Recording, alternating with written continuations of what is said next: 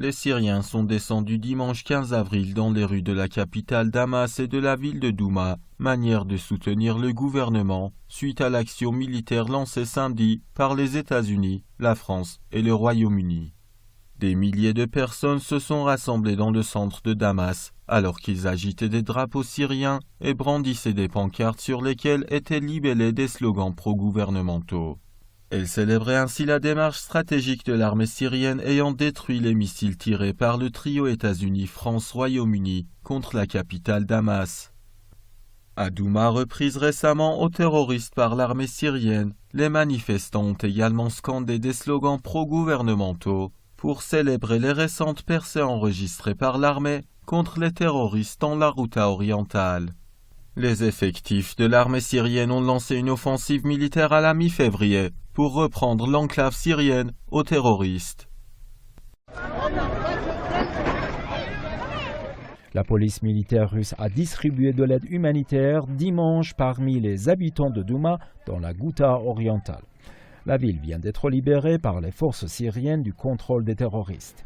L'armée syrienne a annoncé samedi avoir entièrement libéré la banlieue est de la capitale Damas après l'évacuation du dernier groupe de terroristes de la région.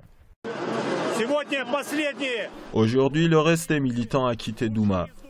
La Fédération de Russie est le premier à avoir apporté son aide, que nous transférons au bâtiment de l'administration provisoire de la ville.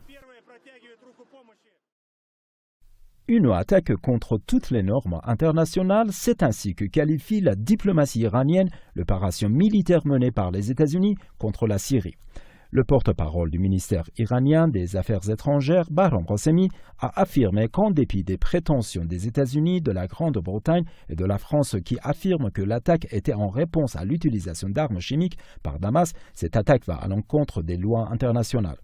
Ghasemi a souligné que Washington a pris des mesures similaires dans le passé pour atteindre ses objectifs expansionnistes dans d'autres pays. Selon le porte-parole de la diplomatie iranienne, les erreurs stratégiques flagrantes de Washington au cours des dernières décennies ont conduit à l'instabilité au Moyen-Orient d'aujourd'hui.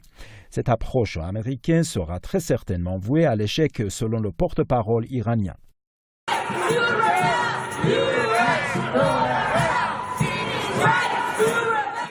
Les manifestations ne cessent de s'étendre dans plusieurs pays du monde en condamnation des frappes occidentales contre la Syrie.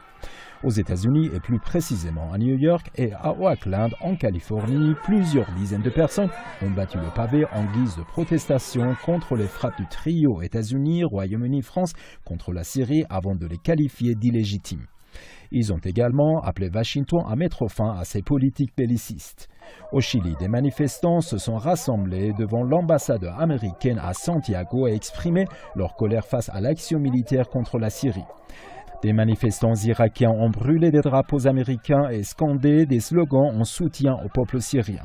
À Chypre, les manifestants se sont dirigés vers la base britannique de la Royal Air Force pour dénoncer l'intervention militaire britannique contre la Syrie. Les États-Unis restent déterminés à retirer leurs troupes engagées en Syrie.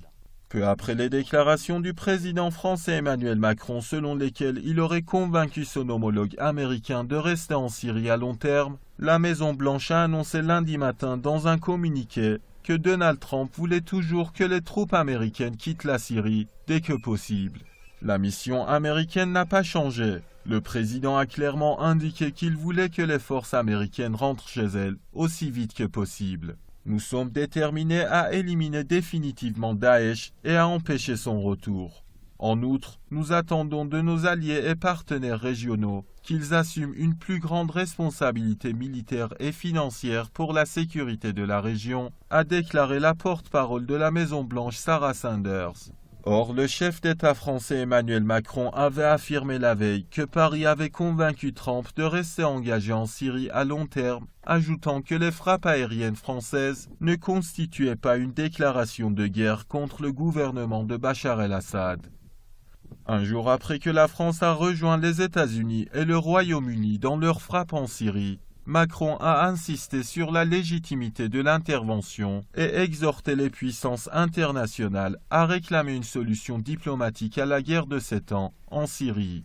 Les États-Unis, la France et le Royaume-Uni ont mené samedi à l'aube des attaques aux missiles contre les installations en Syrie, sous prétexte de répondre à la présumée attaque chimique contre Douma qu'ils imputent au gouvernement syrien.